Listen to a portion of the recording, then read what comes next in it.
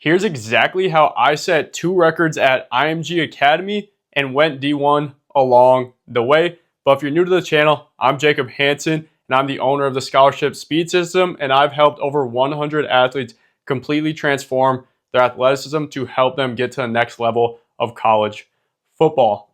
But first, I want to go through how I actually got here and how this can really benefit you. So all the work that I did obviously took a ton of preparation. It was a lot of work of me researching and figuring this out on my own, because after my junior season, I had a pretty decent season, had 40 tackles, didn't start off so hot. That's a time for another story, but finished with 40 tackles, 7 TFLs.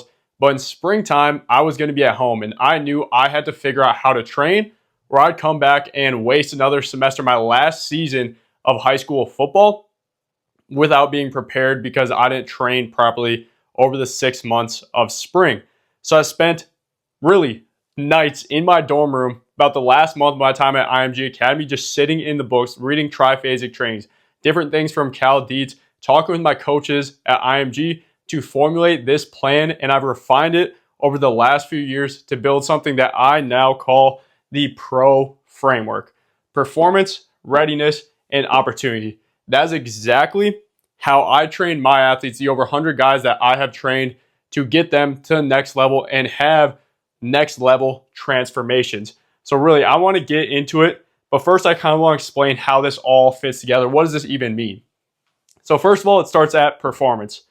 We think about this as a pyramid, and performance is at the very bottom, is the foundation of exactly what we're going to do. Then we build on it with the next two.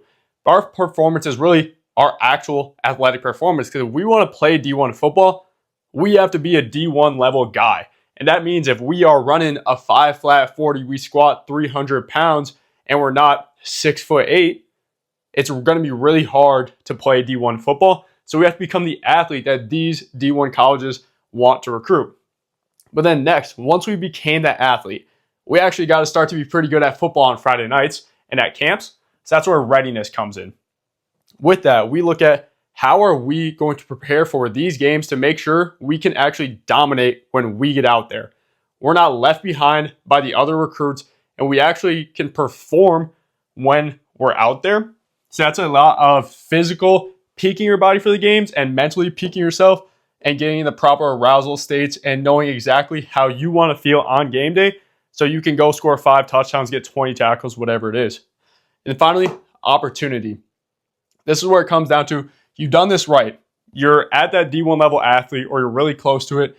You've started to play really good on Friday nights. You've gotten the accolades that come along with it. You've gotten recognition, camp invites, game invites. You've been put on the news for your city.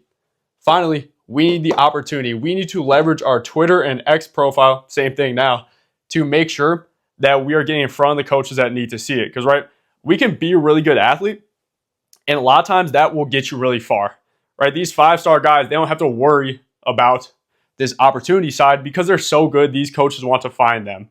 But for me and you, even though I set 2 school records, right, at IMG Academy, in our class, we had 32 guys go D1, and I set records, right? 142 tackles, 40 tackles for loss in one season. I still had to worry about this, but it doesn't matter without either of these two first. And what this really is optimizing everything. How do we communicate with these coaches? How do we know where we are on their board and when to commit and things like that? But of course, I want to take you back to the start of what we are looking for. So I'm going to go over the split that we're using, what we're trying to look for, and what we want to do. So first, we want to build a strength foundation. What that means, first, we need to be able to squat 1.5x body weight squat. If we can't squat 1.5 times our body weight, you're cooked, bro. Like I've said before, follow Prilipin's chart to get here. Literally every single training plan follows this. Any decent one follows this. Follow it for an extended amount of time, 3 to 6 months. Squat 1.5 body weight, then come back to this, because literally the rest of this does not matter if you can't do that. It's very, very simple. Making sure we got good depth there, of course, too. But once we have a decent strength foundation, we're probably benching at least 1 times body weight. So for me being 210 pounds right now, this would be like about 315 pounds, a little bit more that I need to squat, which isn't very difficult to achieve.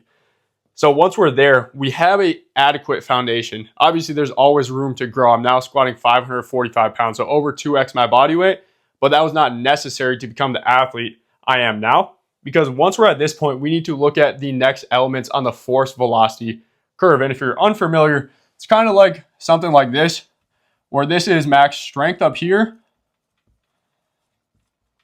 and this is speed down here, right? And everything in between is power, to keep it as simple as possible for you, right? Strength is up here. It's really, really, really heavy, but super, super slow. Speed is down here. It's not heavy, of course, because it's speed, but it's very, very fast, and power somewhere in the middle. So think 1 rep max back squat, cleans, jumps, plyos, max velocity sprinting. This is the curve we need to think about. And we're adequately good on this part of the force velocity curve. We need to get into the power and speed range. How do we improve that? That's where this comes in. And my big proponent that I use with all of my guys, that was really the game changer for me, but this is only still the foundation, of course, is triphasic training. This is exactly what we use at IMG Academy. It was invented by Cal Dietz at the University of Minnesota, and has really taken over a lot of the training space. Now, I'm not going to dive too much into here, but it's periodized phases. If you don't know what periodization is, it's kind of like we can't do the same thing for 4 months in a row and expect to get the most results. We need to change what we're doing every so often. So typically blocks of 3 to 4 weeks where we're first focusing on the eccentric, which is a lowering portion, emphasizing that with a 6-second eccentric. The next phase, we're going into isometrics of a 3-second pause. Then the next phase, we're going into the concentric, which is the shortening of the muscle, which is just regular tempo. So this is where we get to. We start with basic training through Prilepin's chart. Then once we have that foundation, we're looking at triphasic training. And this is where most athletes start. It gets a little hairy with, it's very difficult to figure this out on your own. And that's why I'm here to tell you about it. So once we get there, we're adding triphasic training into what we're doing. And then we have to focus on the power and speed. How do we do that? First, simple enough, we're going to sprint 2 times a week. We're going to sprint 2x a week, because any more than that, as you start to become a better and better athlete, it's really hard to get high quality outputs, because we need to follow the fast, frequent, fresh rule. And with this rule, this is really the game changer. Fast, frequent, fresh rule. This is really the game changer, because we need to be able to sprint fast. And what that means is we have to be able to hit over 95% in these sprint exposures, or it's really not going to be doing anything and just adding way too much fatigue. But to be fast, we have to be fresh. And that means we can really only sprint 2 times a week. And that frequency is 2 times a week. And sometimes for lower level athletes, 3 times a week. But if you follow this stuff, you're not a low level athlete. So we don't have to worry about that. Fast, frequent, fresh rule. We're looking to hit 120 to 200 yards per acceleration workout.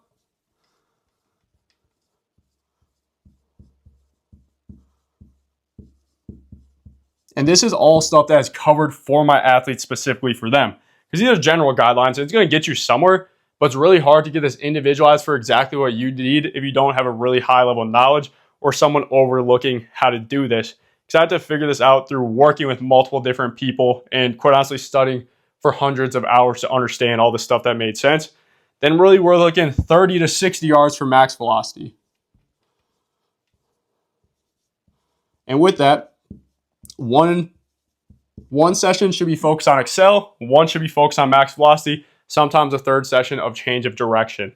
So this is where we're at, right? We got strong enough. We followed Prilepin's chart to get there. Triphasic training got us right along this curve better, more complete athlete. And then we have to sprint. We got to make sure we're fast, because really the biggest lever you can pull is getting faster. If you're a slow athlete, if I'm a linebacker running a 5 flat like I did my sophomore year, even though I went all conference, no college coach is going to want that. And I'm not 6'5" either, 5'11". So as an undersized linebacker, I had to make up for it with speed, and the easiest lever to pull for literally any athlete, at least football athlete, is drop 0.2 seconds off your 40. And this is a really easy guideline that you can start to follow and start to get a grasp of how that should look. So now we're through this point. We want to jump 2 to 3 times a week.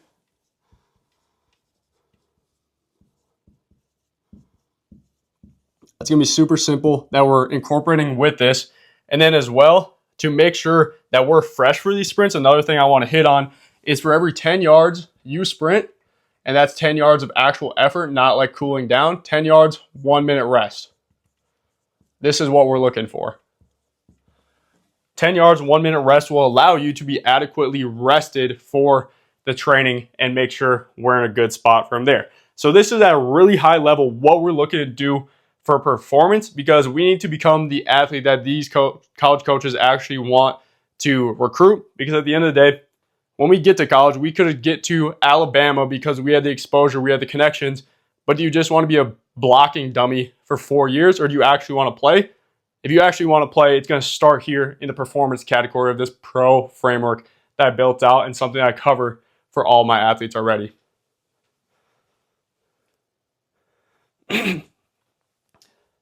Then diving into the next phase, we're looking at readiness. How are we ready for these games? And this is the second level to our pyramid. We've built the foundation. We've gotten a lot better. A lot of times this will take guys a year or two to even figure out, but we can shorten this cycle by working. For all my athletes, we work through all of this and make sure they've covered all these things, and we can get it dialed up immediately instead of just taking a bunch of time to try and figure it out. And now that we've actually become the athlete we want to become through our performance, and an athlete that college coaches actually want to recruit, then we have to be ready for Friday night lights. And first, that's going to come down to peaking your body. And with that, what I mean by that is we're looking to make sure we're the athlete that this all actually shows up on Friday nights. So how we go about that is we want to keep our intensity really high still, but we want to drastically cut our volume of our training.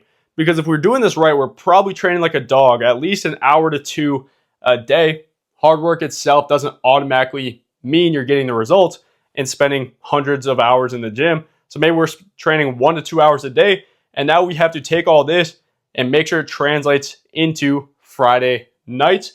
And through that, like I said, we're keeping the intensity high, and we can either go about it 2 ways. We can train twice a week, or we can microdose our training, which is kind of like just taking a little bit of each workout and tacking it in at the end of a practice every single day, so we're not drastically increasing our volume on specific days. And that's something I cover specifically for my athletes based on what they need. It's kind of determined on a couple different factors, because all this hard work we've been doing over the past 8 months, we want to make sure our athleticism, strength, speed isn't just crumbling into nothing over the course of our 4-month season. We still have to train hard in season to make sure we can maintain that. And a lot of guys can still see gains in this time. Then we need to understand your mind. And this is huge. This is what really was a massive difference for me between my junior and senior year. My junior year wasn't terrible. Had 40 tackles, 7 tackles for loss. But how did I end up setting 2 records with 142 tackles and 40 TFLs? Came down to understanding my mind and understanding how do I like to prep before games and feel before games. So that starts with, what is the arousal state you play best at? Scale 1 to 10 here. 1 being, man, you could just fall asleep. Like literally right about you're falling asleep. 10 being, man, you could run your head through a brick wall. Where do you play best at? And that's different for every single athlete. But I found for myself, I played best at somewhere around an 8. But looking back to my senior year, I didn't fully understand this in the best possible application. So most of the games, I started at around a 6 on that scale. It's a little hyped up, but nothing like crazy.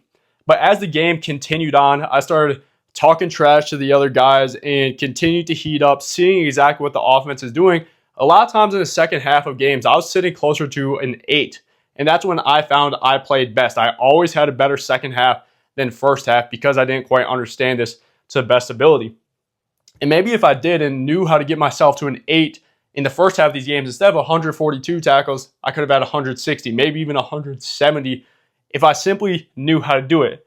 And the easiest way, simple as it is when you think about how do you get more hyped up or more calmed down, the easiest way to think about it is meditation.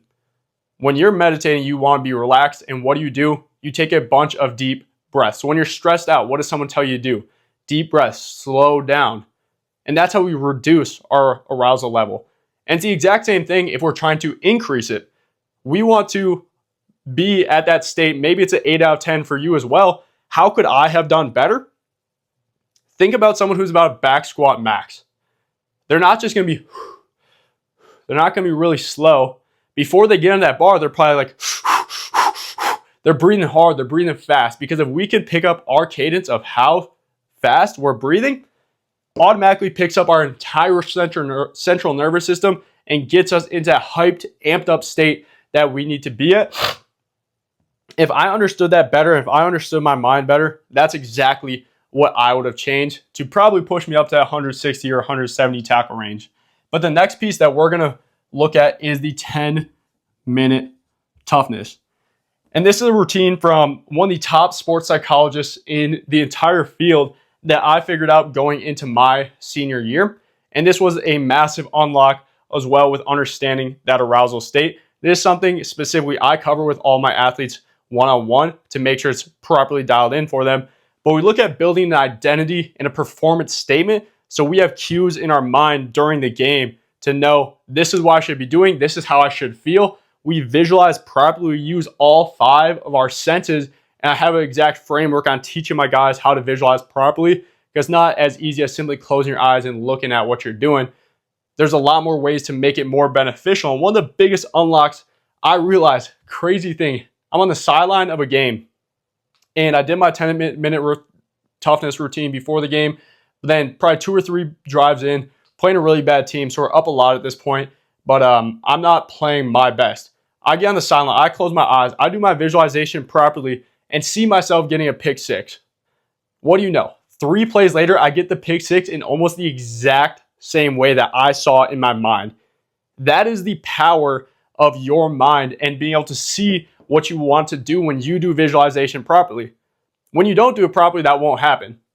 But if you can actually do it properly, your body can't tell the difference between what's going on in your mind and what happens in reality. And that was the craziest experience of my life, actually seeing that visualization really pay off. Even though I was already doing it, it was an unbelievable feeling. So we're peaking our body.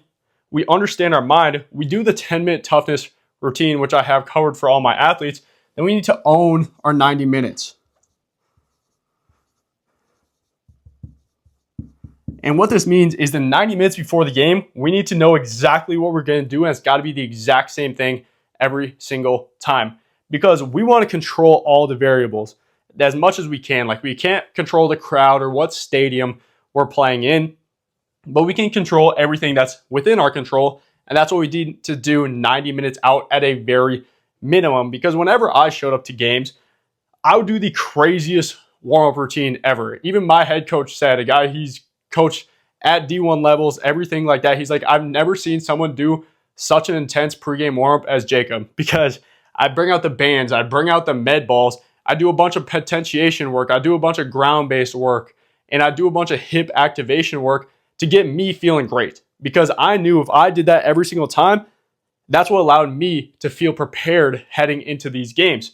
And with that, that was one of the staples of my training. And I built it through what we did at IMG Academy, what I did in the off season. And if you have never done this before, which most athletes probably haven't, I would test it out in practice. Take some things from your warm-up at practice, what you've done with your trainers, what's worked well, what gets your body feeling good. There's no specific rhyme or reason. It's whatever makes you feel good and prepared for the game. And I would test it out before practice and give it a shot, because of course I always did it right about the 85-minute mark.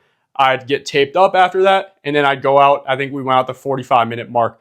So it'd take me 25 minutes. I'd have 15 minutes to get prepped, and then I would go back out there. And that was a massive game changer in making me feel prepared and controlling what I needed to do. Because the next thing with that is music. Simple as it sounds, and you probably realize it now, are you the type of guy who's at 1 out of 10 arousal level and wants to listen to some country and classical? Or are you a 10 out of 10 guy and you listen to some hood rap I'm personally an NBA YoungBoy guy, and getting you in the right mental state, because that's super easy of how do we want to feel? Our music is going to determine that a lot. And I personally always listen to the same exact playlist every single time. Like I said, I was so methodical in actually controlling every single variable that allowed me to succeed. So, right, we've performed well. We're now ready for the games, and we're doing really well in the games. At this point, we're probably getting accolades, all conference, all region, all state at a minimum, one of those three. We're probably on the news, on our local television, because we've done really well. And now, right, we're starting to pick up traction in that regard. But of course, like, I look at myself at the 2 records at IMG Academy, really good. I mastered these 2 parts, and it was almost perfect, right? I did something no one else at IMG Academy had ever done before me. So now, up until this point, what we need to do is then leverage our opportunities of these college coaches. But the thing is, just because we do these 2 things right, like me saying 2 records, something that's never happened, doesn't mean I'm a Georgia level linebacker. And I knew that, because I was playing on the junior national team. It wasn't the best team, but I was still good, of course, playing D1 now. But just because you had crazy stats doesn't mean you're a world beater and there aren't guys better than you. And that was the biggest thing I realized going to IMG. Like, my sophomore year, I had 70 tackles at Green Bay Southwest, a D2 school in Wisconsin. And now going to IMG Academy, I had 40 tackles. I didn't get 30 tackles worse. I was just playing a lot better competition. And what I want you to realize is, right, there's been some guys in Wisconsin, I look at, they go all state. They're a great player, put up 3,000, 4,000 yards, but they're at D7 in Wisconsin. That's not the same as going all state in Florida in a 6A area, right? It's completely different things. So just because you were really good at your level doesn't mean there still isn't another level to this. Like, Furman's an FCS school. There's the FBS, there's Power 4. There's still levels to the game that are always going to be like part of it. So I want you to understand, just because you did the stats and like had a really good statistical season doesn't always automatically mean you're that type of guy for that level. So at this point, we need to evaluate, what level guy are you? And this is something, what level guy are you? This is something that like a coach should evaluate with you. It's very hard to tell from the outside what type of level player you are. Like, I could have said maybe I'm Power 4. I had a pretty good sense. I was probably a fringe FBS, FCS guy. I was committed FBS, then went FCS. So it was a pretty accurate assessment on my end. But looking at a coach, one of your team coaches, someone who has an unbiased opinion, who can realistically say, yeah, man, you're probably an FCS level guy. Doesn't mean that that's set in stone, but that's where we want to target our recruiting efforts in first. But before we get there, we need to know that our X profile is locked in. And how we go about that, we want to make sure it's optimized to showcase the best versions of ourselves. So we're going to look at, right, height, weight, maybe giving yourself an inch or 5 pounds there, because college coaches know that's the usual norm. And then we're putting our best statistics and accolades in there. So we went all region, all conference, all state, anything like that. We want to put that in there. Player of the year for your conference, put that in there. And then as well, what we need to do is show all of that off. But there's a couple things we want to avoid too. Having our post protected like a private account. Want to try to get verified. It's like $10 a month. And it's going to allow us to help us out in a upcoming step that I'm going to reveal here in a second. And we want to avoid putting our phone number there. A coach is just going to DM you for your phone number if they want it. When I got offered by Missouri State, Coach Dennison, the guy, he just messages me on X. He's like, yo, shoot me over your number. Want to get on a call. I get offered a couple hours later. Right? If they really want it, they'll just ask you for it. You don't need to put in your bio, because you're just going to be getting a ton of spam numbers. You don't need your NCAA ID in there either, because the coach is simply going to ask for your transcript or just look it up on their own or ask for that ID. You don't need to put those things in there. It's kind of just a waste of bio space. So we have our X profile locked in for the bio. Now we need to look at our huddle. When we post our huddle, we're not posting a link to the actual huddle page.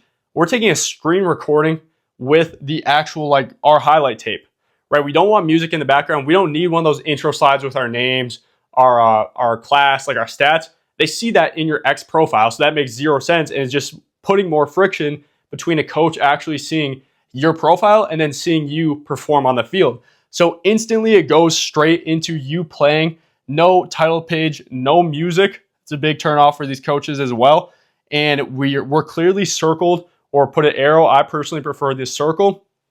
And we cut out any dead space in the huddle. So this coach can rip through 10 plays in a minute and a half, not 2 or 3 minutes because we have the dead space. We clip it as short as possible.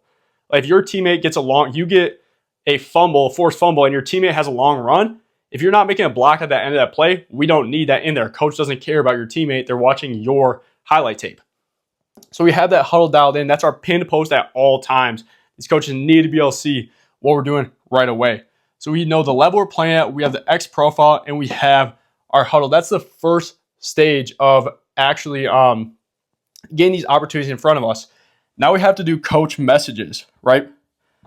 For most athletes, these coaches aren't going to come banging down our door. If you don't have crazy connections, if you're not at a big-time prep school or something, or you don't have a really tight relationship with your coach, you need to make sure that you're outbounding these coaches. And what I do with my athletes, I cover all that for them, giving them the exact templates, the exact cadence for reaching out to these coaches. And really, the response rate is less than 5%. It's often a lot closer to 1 to 2% at the level that we're actually expected to play and the level of talent we have, right? So there's a cadence of how do we follow back up with these coaches. They're very busy guys. They're getting a lot of DMs. How do we follow up with them, and how do we turn these into actual in-person opportunities without being too pushy, without being too passive? How do we find the right balance and medium to have active conversations that push us closer to actually earning a real committable offer that we want? That's something I cover for all of my athletes, because then the next step is really in-person events. This is where some real recruiting happens, right? Coaches want to get you out on game day visits at this time of year because they want to see, are you the actual height and weight that you say, right, on your Twitter profile? You can give yourself an inch, of course, on the Twitter, but if you're saying you're 6 foot and you're pulling up at 5'9", the odds that this school is going to offer you pretty slim. And then also they want to see your weight. So big thing before these in-person events, if it's just a game day visit where you're not doing a combine or anything like that, drinking a ton of water, eating a ton before to give yourself an extra 5 or 8 pounds can really make a big difference in what these coaches are looking for. And with that, we want to make sure like we use these coaches, like this is all a funnel, your X profile to your huddle. They see that, and then they're messaging you, then they're getting you to in-person events. And at these combines, right, we're performing, doing really well. We're actually training for the combine drill specifically, which I cover with all my athletes. And that's part of the PR of this pro framework I built. So this in-person events, we know exactly what we do there. And then we get down to a point of commitment. This is something I'm actually very passionate about because I had a really bad experience and a life-changing experience when I had my committed to Missouri State going into my senior year of high school.